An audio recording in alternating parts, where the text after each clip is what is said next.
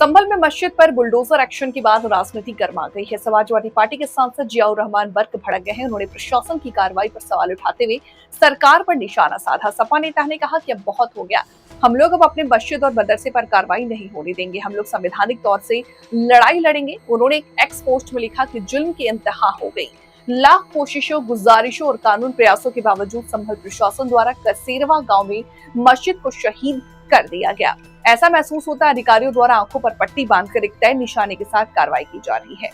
सपा सांसद ने कहा, हमारी मजहबी आजादी का छीना जा रहा है, ऐसा करना किसी सरकार को अधिकार नहीं। अब हम लोग अपने धार्मिक स्थल पर हमला नहीं होने देंगे।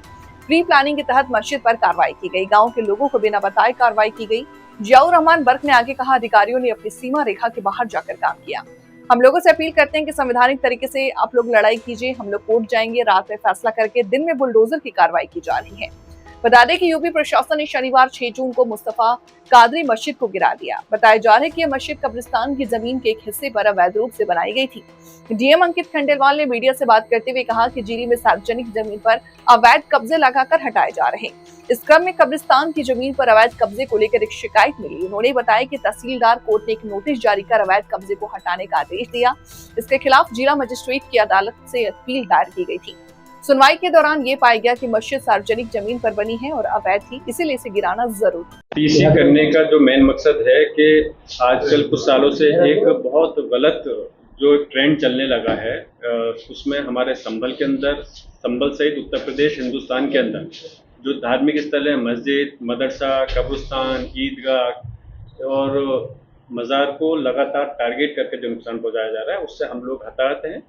और ये नीति के, बीजेपी की सरकार की नीति के तहत आपस में चुनाव इस हिंदू मुसलमानों को बांटने पे काम किया जा रहा है, जबकि हमारा कतई ये नहीं है कि आपस में लोग बटे, सब लोग एक साथ रहें और एक साथ मिलकर ही बीजेपी को हटाना चाहते हैं। लेकिन कल जो संभल के अंदर ये घटना घटित हुई है, ख़ास तौर से उस चीज़ के लिए प्रेस वार्ता को के लिए मैंने आप लोगों को गुजारिश कर करके यहाँ इन्वाइट किया है कि इसके में गलत आदेश दे करके और जितनी जल्दबाजी के तहत जो काम किया गया है, मैं उसकी कड़े शब्दों के अंदर निंदा करता हूं।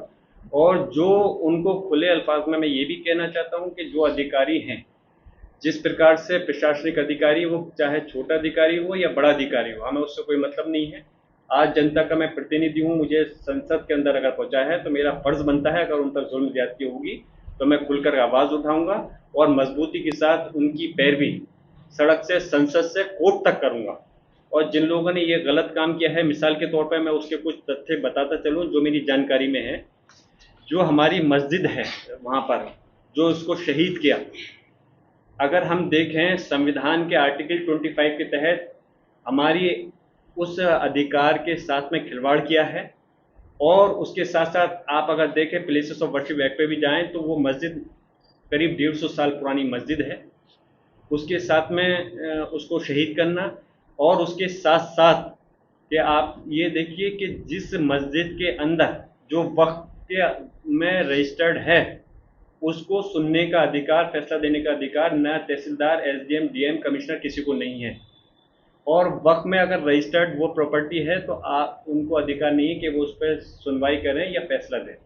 ये प्रकरण तहसीलदार जो कि लगातार इस संभल के अंदर गड़बड़ी का पूरी तरह से शुरू से मैं देख रहा हूँ, और कई बार मैंने इस चीज़ पर नाराज़गी जाहिर की है और मैं सख्त अल्फाज में उनको कहा भी है कि तुम हमारे टारगेट करके जो ये काम कर रहे हो ये अच्छे नहीं है। हमारे लोग भी इस देश की जनता हैं।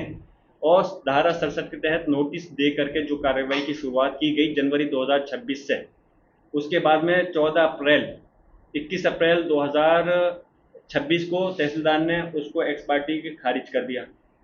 मई के अंदर डीएम कोर्ट के अंदर हमारे लोगों के माध्यम से वकील ने जो अपील डाली, उसमें 3 डेट पड़ी। जो एक पुराने डीएम थे वो बैठे नहीं उस समय, फिर उसके बाद में जो अब नए डीएम हैं, इनकी कोर्ट में 3 बार मामला गया, 2 डेट में नहीं बैठे। तीसरी डेट में डीएम जब कोर्ट में बैठे, परसों बैठने के साथ पहली ही तारीख पर उसको ऑर्डर दे दिया गया। जबकि मैंने जानकारी करी, हमारे लोगों ने और वकील ने उसमें एक एप्लीकेशन दी थी कि उस समय वकील अवेलेबल नहीं थे और वो चाहते थे कि इसमें डेट दे दी जाए। लेकिन वहाँ पे उनसे ये कहा गया कि डीएम साहब जो हैं अपनी फाइल को ले गए हैं ऑर्डर में, आप जो अगर जो देना है अपनी डेट नहीं मिलेगी आपको, आप इसके अंदर अपना लिखित वकालत जो अपनी उसको आर्गूमेंट है वो लिखित में दे दें। जो हमारे वकील थे उन्होंने लिखित में आर्गूमेंट दे दिए, लेकिन ताज्जुब ये है कि हैरानी की बात यह है कि परसों रात के 11:30-12 बजे फैसला लिख करके सीधे सीधे उसको निरस्त कर दिया गया और बैक डेट के अंदर, जैसा मेरी जानकारी में आया, 21 अप्रैल के लिए 14 मई में एक टीम गठित करी गई कि 6 जून को इसको वो करना है, जिसका कि नोटिस गांव के लोगों को नहीं दिया गया कि इसको तोड़ने के लिए हम आएंगे। और उसको कल जल्दबाजी में, जबकि मैंने लाख परसों रात से कोशिश करी, डीएम से, तहसीलदार से, सबसे बात करके मैंने कहा कि इसमें इतनी जल्दबाजी क्यों कर रहे हो, जब ये वक्फ की प्रॉपर्टी है तो आप लोग इनको सुनने का अधिकार तो दो, आप ये अधिकार कैसे छीन सकते हैं। ये प्रॉपर्टी वक्फ के अंदर रजिस्टर्ड है, जो प्रॉपर्टी वक्फ के अंदर रजिस्टर्ड होती है। और उसके साथ साथ मैं आपको बताऊं 1995 यूपी गजट ईयर में भी ये 1951 नंबर पर मस्जिद रजिस्टर्ड थी, और जो 1984 में रजिस्टर्ड वक्फ में हुई थी वो गवर्नमेंट के द्वारा ही की गई थी, वक्फ बाय यूजर के किसी व्यक्ति ने नहीं की थी। और ये सरकार द्वारा भी 1995 यूपी गजट में ईयर में भी 1951 नंबर पर मस्जिद है। और वक्फ एक्ट चाहे पुराना हो या नया हो, उसके अंदर सीधे सीधे तौर पर ये चीज़ क्लियर है कि जो प्रॉपर्टी वक्फ की होगी उसको कोई अधिकारी अपने आप सुनवाई नहीं करेगा, उसका क्लियर जो करेगा वो वक्फ ट्रिब्यूनल ही करेगा। तो इन्होंने अपने कार्यक्षेत्र की सीमाएं लांघ करके ये काम करने का अधिकारियों ने काम किया है। उसके अंदर जो सुनने का अधिकार इनको नहीं था। और एक आदेश वो 2012-2024 chief justice of India Sanjiv Kumar Khanna ji का है, जिन्होंने उस समय भी इस टाइप के उसको रोकने की बात कही है कि अगर इस टाइप धार्मिक कोई होगा तो ये लोग फैसला नहीं देंगे। तो इसलिए लगातार जो इस प्रकार की इन्होंने ये चीज़ गलत की है, मैं अपने हाई कोर्ट और सुप्रीम कोर्ट के जो वकील हैं उनके संपर्क में हूँ, और जिन अधिकारियों ने अपनी कार्य क्षेत्र को लांघ करके ये काम किया है उनके खिलाफ कंटेम्प्ट की और उनके खिलाफ कोर्ट के अंदर मैं उन अधिकारियों के खिलाफ दाखिल करूँगा, कार्रवाई के लिए कोर्ट के अंदर लड़ाई लड़ूंगा। और इसलिए मैं कहना चाहता हूँ कि इस चीज़ से हम लोग, बल्कि मैं संभल के साथ साथ उत्तर प्रदेश और हिंदुस्तान के सभी लोगों से ये कहना चाहता हूँ कि आप लोग बीजेपी की पॉलिसी के तहत आपस में धर्म के नाम पर नहीं लड़ें, लेकिन धर्म के नाम पर नहीं लड़ें जिससे कि बीजेपी को फायदा हो। जो बीजेपी सरकार मुसलमानों सहित पूरे पीढ़ियों को नुकसान पहुंचाना चाहती है उसके खिलाफ आवाज़ उठाएं। आपको किसी पुलिस प्रशासन सरकार से कोई लड़ाई डंडे से नहीं लड़नी, बल्कि जो कानूनी हथियार हमारे संविधान ने दिया है उसके तहत लड़नी है। आप पूरे मेरे संभल उत्तर प्रदेश हिंदुस्तान के अपने नागरिक, सामान्य नागरिकों से कहना चाहता हूं कि जहां कहीं भी आपकी धार्मिक स्थल, मस्जिद, मदरसे पे अगर ये टारगेट करते हैं तो आप उसकी आवाज़ उठाएं, और आवाज़ मजबूती के साथ उठाएं। ये हमारा संवैधानिक अधिकार है। शांति, उसमें कोई, जाहिर सी बात है, इस टाइप का कोई काम करेंगे तो ये लोग जो है आपकी आवाज़ को दूसरा रुख देने का प्रयास करेंगे। लेकिन आप कानूनी लड़ाई भी मजबूती के साथ लड़िए। कोई मामला, कोई अधिकारी, पुलिस प्रशासन का कोई अधिकारी अगर गलत करता है तो आप ये डर के मत बैठिए कि आपको के खिलाफ मुकदमा लिख करके फांसी लगा देंगे। ये कोई घोल के नहीं पी जाएगा कोई अधिकारी या सरकार। हम सिर्फ इतना कहते हैं कि आप कानूनी लड़ाई लड़िए। अगर पुलिस प्रशासन के अधिकारी भी गलत करते हैं तो उनके खिलाफ कोर्ट के अंदर जाइए। आज ना सही कल को इंसाफ आपको ज़रूर मिलेगा। आप पुराने मामले देखिए, जिन मामलों में किन्हीं अधिकारियों के खिलाफ, चाहे जनप्रतिनिधि जिन्होंने अपनी पावर का गलत इस्तेमाल किया है, अगर कोर्ट में कभी मामला गया है तो देर सवेर सही बाद में फैसले कई मामलों में आए हैं। अगर आज आप जागरूक हो करके डर के नहीं बैठेंगे, घबरा कर नहीं बैठेंगे और जागरूक होकर करके गलत आवाज़ के खिलाफ, चाहे वो अधिकारी करें या कोई नेता करें, आप आवाज़ उठा के कोर्ट में जाएंगे तो मुझे उम्मीद है आने वाले समय में आपको इस चीज़ का इंसाफ ज़रूर मिलेगा। और हाई कोर्ट के अंदर भी वो अभी मेरे पास उसकी कॉपी ऑलरेडी, मैं सारे ये पेपर जो हैं मेरे पास, जो सब ऑलरेडी ये सारा का जितना जो आपके सामने मैं पेपर दिखा रहा हूँ ऑलरेडी सब एविडेंस के तौर पर मेरे पास हैं। कुछ सारे पेपर मैं आपको नहीं दे सकता, लेकिन इसमें से कुछ पेपर मैं वो दे सकता हूँ जो कि हमारी ये चीज़ साबित करती है कि वहाँ पर मस्जिद हमारी 150 साल पुरानी थी। और उसके साथ साथ वहाँ पर वक्फ ट्रिब्यूनल में भी, अच्छा ये वक्फ ट्रिब्यूनल में मामला चल रहा था, जब वक्फ ट्रिब्यूनल में चल रहा था तो इनको अधिकार कैसे है कि इन्होंने सुनवाई कैसे कर ली वक्फ प्रॉपर्टी होने के बाद में। तो इसलिए मैं कुछ पेपर आपको मैं इसमें से दे भी दूंगा। और आने वाले समय के अंदर हाई कोर्ट की भी एक रिट है, उसका शायद मेरे पास अभी नंबर होगा तो मैं वो भी आपको बता सकता हूँ कि उसके तहत भी हाई कोर्ट ने ऑर्डर करा है कि इस टाइप के मामलों के अंदर कोई सुनवाई करने का अधिकार इन लोगों को नहीं है। लेकिन फिर भी मेरी समझ में नहीं आ रहा अधिकारी किसको खुश करने के लिए इस प्रकार के काम को अंजाम दे रहे हैं। हम फिर से कह रहे हैं कि पहले भी मामला जब आया है तो मैंने अपने संभल वासियों के लिए जो अपने दादा मोहतरम बख्श साहब से सीखा कि उन लोगों के ऊपर हो रही जुल्म ज्यादती के खिलाफ पहले भी आवाज़ उठाई है और मजबूती से इनके सामने खड़ा रहा हूँ। मैं आज भी आपसे ये कह रहा हूँ कि मैं कानूनी दायरे में रहकर जो संविधान ने हमें अधिकार दिए हैं, जो एज ए सांसद होने के नाते मेरे पास ताकत है, जो जनता की ताकत मेरे पास में है और जो कोर्ट के ज़रिए से जो भी लड़ाई हो सकती है, क्योंकि आज सरकार हमारी नहीं है, हम सरकार के ज़रिए तो इन पर नहीं लड़ सकते, लेकिन मैं इतना ज़रूर कह रहा हूँ कि अपने लोगों की इस लड़ाई को मैं उनको अकेला नहीं छोड़ूंगा, उनसे लड़ूंगा। और आखिर में फिर से मैं इस संभल के साथ उत्तर प्रदेश हिंदुस्तान के अवाम से फिर से गुजारिश करता हूँ अपने अधिकारों के संरक्षण के लिए। अधिकारियों की कोई गलत अगर कार्य है तो उनके खिलाफ कोर्ट का दरवाजा खटखटाएं और जिससे कि आने वाले समय में उनको इंसाफ मिल सके। प्रशासन का क्या दावा है कि ये जो जहाँ पर मस्जिद बनी हुई थी कसेरुआ गांव में, ये सरकारी जमीन पर बनी हुई थी और इसी के तहत हमने कार्रवाई की है, इस पर क्या कहना है? दूसरा, आप इस मामले में आगे क्या स्टेप लेंगे? सरकारी जगह पर इस चीज के लिए भी कि अगर कोई ऐसा मामला है, जब कैसे कह सकते हैं अधिकारी की सरकारी जगह पे थी, वो प्रॉपर्टी रजिस्टर्ड वक्त में दर्ज है और इस चीज़ को तय वो करता वक्फ ट्रिब्यूनल तय करता अगर वो सरकारी जगह भी है या नहीं है, इसको वो वक्फ ट्रिब्यूनल सुनता कि अगर। और मैं पूछना चाहता हूँ कि जैसे आपने कहा कि उन्होंने कहा कि सरकारी जगह में बनी हुई थी, अब तो फिर वक्त में रजिस्टर कैसी है? फिर जो मैंने बताया गवर्नमेंट का उत्तर प्रदेश का गजट 1995 के अंदर 1951 नंबर पर मस्जिद कैसे रजिस्टर कर दी सरकार ने? ये कोई मैंने रजिस्टर नहीं करी थी। तो फिर अगर है तो इसका जवाब वो अधिकारी ये दें, अगर वो सरकारी जगह पर है तो 1995 में कैसे दर्ज हुई उत्तर प्रदेश गजट के अंदर? ये गलत है। और फिर जब परसों आप आदेश दे रहे हो और आप परसों इतनी जल्दबाजी कौन सी थी? क्या मैं पूछना चाहता हूँ, इस उत्तर प्रदेश के अंदर सबसे बड़ी ताकत तहसीलदार और डीएम है, उनके ऊपर और भी हैं, वक्फ ट्रिब्यूनल है, हाई कोर्ट है, सुप्रीम कोर्ट है, तो इतना समय क्यों नहीं दिया गया कि अगर आपने एक पहली तारीख के अंदर बैठ करके फैसला सुना दिया कि मस्जिद के खिलाफ, तो उसको उतना समय क्यों नहीं दिया गया कि हमारा जो पक्ष था वो दूसरी जगह जाकर के अपनी अपील दाखिल कर सकता और अपील के बाद में वहां से फैसला ले सकता था। डीएम कोर्ट को देश की सबसे बड़ी ताकत तो नहीं है ना, सबसे बड़ी कोर्ट तो नहीं है ना, तो फिर इतनी जल्दबाजी के अंदर आप रात में 11:30 बजे फैसला वो कर करके और नेक्स्ट डे आप कैसे एकदम से उसको डेमोलिश करने का आर्डर पास कर सकते हो?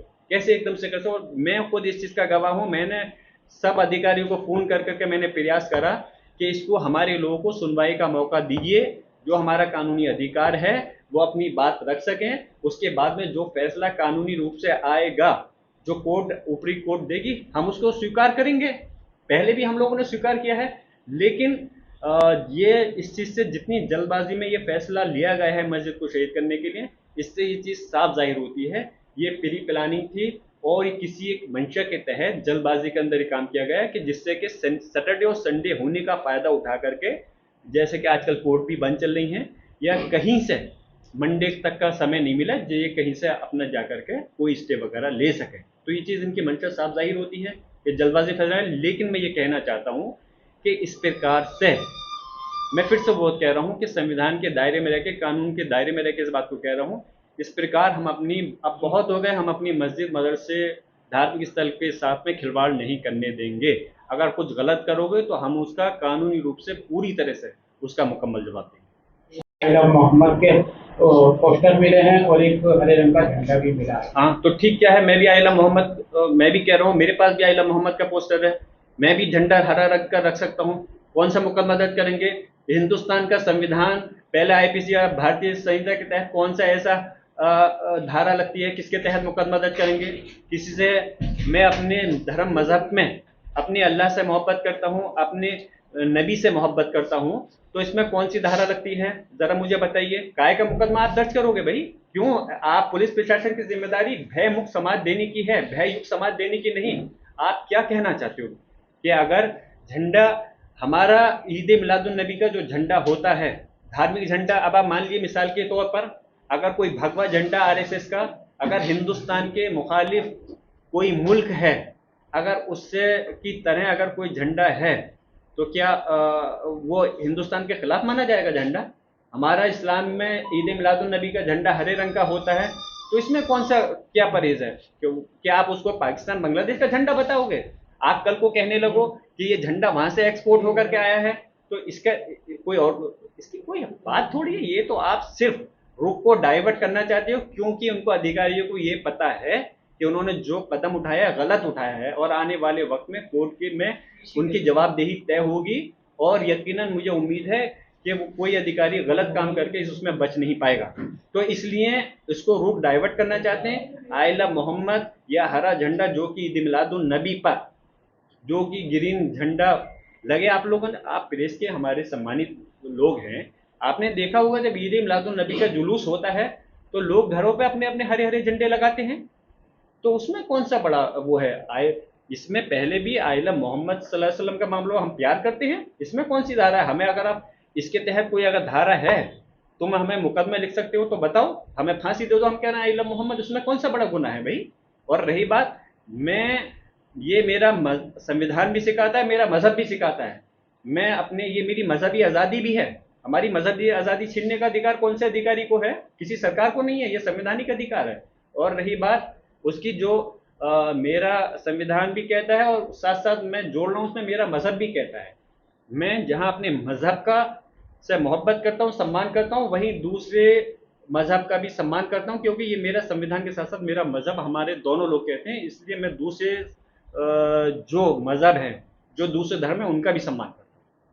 हमने दे दिया, अगर कहें तो मुख्तसर अल्फाज में फिर से रिपीट कर देता हूँ, आइला मोहम्मद का कोई धारा नहीं है जो ये मुकदमा दर्ज करें। आइला मोहम्मद मैं कह रहा हूँ कि अगर आइला मोहम्मद कहने से तुम कुछ कर सकते हो तो मुझे फांसी दे दो, अगर तुम्हारे अंदर हिम्मत है तो। कौन सी तुम वो कर दोगे? मैं सबसे पहले आइला मोहम्मद बढ़ के मैं कहता हूँ। और रही बात दूसरी, जो पोस्टर झंडे की बात कर रहे हैं, आपके सामने मैंने क्लियर कर दिया, हरे रंग का झंडा हमारे ईद मिलादुन नबी पे, जैसे हम अपने तिरंगे का, हमारे अपने देश के ध्वज का सम्मान करते हैं, वो हमारे देश का ध्वज है, और उस तरह से हमारा मजहबी झंडा हरे रंग का होता है। तो उससे आप क्या कल को पाकिस्तान बांग्लादेश से जोड़ दोगे तो उसका क्या है? कल को आरएसएस के झंडे को अगर आप देश के प्रति खिलाफ किसी दूसरे देश से जोड़ दोगे तो मुकदमा दर्ज करो कि आप सब आरएसएस के खिलाफ में। ये सिर्फ और सिर्फ क्योंकि गलत का कार्रवाई की है इन अधिकारियों ने, नीचे से लेकर ऊपर के अधिकारियों ने, उस रुख को डाइवर्ट करने के लिए इस प्रकार का प्रोपेगेंडा कर रहे हैं, जिसमें कि कोई दम नहीं है। पूरे हिंदुस्तान और दुनिया के अंदर, जिस जगह पर अगर America, US, Australia, Europe, Asian का मुल्क, कोई भी गल्फ कंट्रीज कहीं भी हो, तो वहाँ पर जहाँ मुसलमान रहते हैं, हरे रंग का झंडे का ईद मिलादुन नबी के मौके पर इस्तेमाल करते हैं। इन अधिकारियों को ऐसा तो नहीं है जानकारी नहीं होगी, अधिकारी जब इस पोस्ट पर पहुंचे तो जानकारी सब है, लेकिन मुद्दे को डाइवर्ट करने के लिए इस प्रकार का प्रोपेगेंडा चलाना चाहते हैं। लेकिन ये प्रोपेगेंडा उनका कामयाब नहीं हो पाएगा, क्योंकि इसको हमारे मुस्लिम समाज के साथ साथ दूसरे धर्म के लोग भी जानते हैं कि इस कलर के झंडे का इस्तेमाल हमारे सारे के सारे जो लोग हैं मुसलमान, वो ऐसे मजहबी त्यौहार पे इस्तेमाल करते हैं। और ये चीज़ कहने से तुम गलत रिपोर्ट अगर दर्ज करेंगे तो उसको भी हम चैलेंज कोर्ट के जरिए करेंगे, और आने वाले समय में इंशाल्लाह हमें परेशानी हमारे लोगों को ज़रूर उठानी पड़ सकती है जो हम उठा रहे हैं, लेकिन आने वाले समय में हमें इंसाफ इंशाल्लाह मिलेगा। और जो गलत आज ताकत के दम पे गलत कार्रवाई करे हैं उनको इसका खामियाजा भुगतना पड़ेगा कोर्ट के जरिए। डोज है अभी 29 रुपये, जैसे डीजल पेट्रोल पे आपने देखा लगातार 7.5 रुपये बढ़ा करके जो डोज दी है, और जिससे कि हर चीज़ पे महंगाई बढ़ गई है। और अब 29 रुपये, पहले तो व्यावसायिक सिलेंडर पर बढ़ाई थी, अब 29 रुपये इस पर भी बढ़ा दिया। और उसके बावजूद अफसोस है कि अभी सरकार पीठ थपथपा के कह रही है कि देश के अंदर सिलेंडर सस्ता है। अरे आप अब क्या चाहते हो आप इस देश की जनता को? सस्ता छोड़िए, ये देखिए 90% आबादी ऐसी है जो हैंड टू माउथ है इस देश के अंदर, 140 करोड़ के आबादी में। आप उनके लिए खाने पीने की 2 वक्त की रोटी हासिल करना मुश्किल पड़ रहा है और आप सिलेंडर बढ़ा करके उल्टा अपनी गलती महसूस नहीं करके वाहवाही कर रहे हो। मैं ये चाहूँगा ऐसे समय पर अगर क्राइसिस चल रहे हैं, मैंने मान लिया ये देश की नहीं दुनिया की जंग का असर है, तो सरकार से मैंने पहले भी ये बात मांग की थी और फिर से ये मांग कर रहा हूँ। और भी मुल्कों ने, मैं मुल्क का नाम नहीं ले रहा, नहीं तो फिर ये होगा कि अब मैं उन मुल्क की बात कर रहा हूँ, दूसरे मुल्कों ने अपने यहाँ पर रेट घटाए हैं। और तो सरकार रेट घटाने का मतलब ये है जो टैक्स ले रही है उस टैक्स को एक टेम्परेरी तौर पर ख़त्म कर सकती है, परमानेंट तो नहीं ख़त्म कर सकती, जाहिर सी बात है, लेकिन एक कुछ समय तक, जब तक देश दुनिया में युद्ध के आसार ख़त्म होकर के अर्थव्यवस्था सही से नहीं चले, तब तक इसको सस्पेंड कर देना चाहिए जो टैक्स गवर्नमेंट से पब्लिक से वसूला जा रहा है। तो फिर ऑटोमेटिकली लोगों को लाभ मिल जाएगा। आप ऐसे महंगाई के समय के अंदर अगर आप और रेट बढ़ाओगे तो इस देश के अंदर किसी 140 करोड़ आबादी में सिर्फ किसी एक धर्म बिरादरी बात नहीं करें, 140 करोड़ आबादी प्रभावित होगी। तो इसलिए देश को फिर से विचार करना चाहिए सरकार को और इस अपने फैसले को वापस ले लेना चाहिए। ठीक है। राजनीति हो या क्रिकेट, देश विदेश की ब्रेकिंग हो या आपके मोहल्ले की बड़ी खबर, सब मिलेगा एक ही ऐप में, सबसे तेज और भरोसेमंद। अभी डाउनलोड करें दैनिक भास्कर डिजिटल।